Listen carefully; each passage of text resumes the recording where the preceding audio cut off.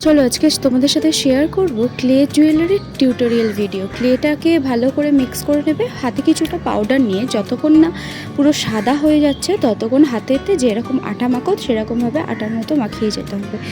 এরপরে তুমি তোমাদের ইচ্ছা মতো ডিজাইন দিও। এই জগন্নাথ রিংটা আমাকে আমার একটা ভাই দিয়েছিল, তা আমি ভেবেছিলাম যে রিংটা এদিক ওদিক ফেলার থেকে একটা গয়না বানিয়ে নিজের গলায় পরা সব থেকে বেশি ভালো হয়, কারণ আমিও পড়তে পারবো আর জিনিসটা নষ্ট হবে না। এই জন্য একটা ক্লেটাকে ভালো করে গোল শেপ করে জগন্নাথের নিচেতে দিয়ে দেবো, তারপরে গোল লম্বা লম্বা করে রেখে সেটা সাইড দিয়ে দুটোর সাথে অ্যাড করে দেবো। এরপরে একটা ম্যাট আঁকবো, তারপরে কাটারের সাহায্যে ভালো করে শেপ দিয়ে তারপরে গোল গোল মানে একটুখানি হাতের সাহায্যে দিয়ে ভালো করে সাইড থেকে শেপ দিয়ে দেবো। তোমরা তোমাদের ইচ্ছা মতো করতে পারো। আমি এখানে জগন্নাথ রিংটা যাতে নষ্ট না হয় সেই জন্যই সেটা চেষ্টা করেছি।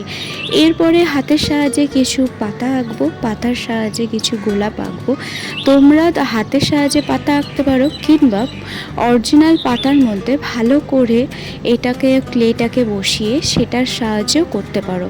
এতে তোমাকে আর এটা কাটারের সাহায্যে আর কোনো রকমভাবে ছাপ দিতে হবে না।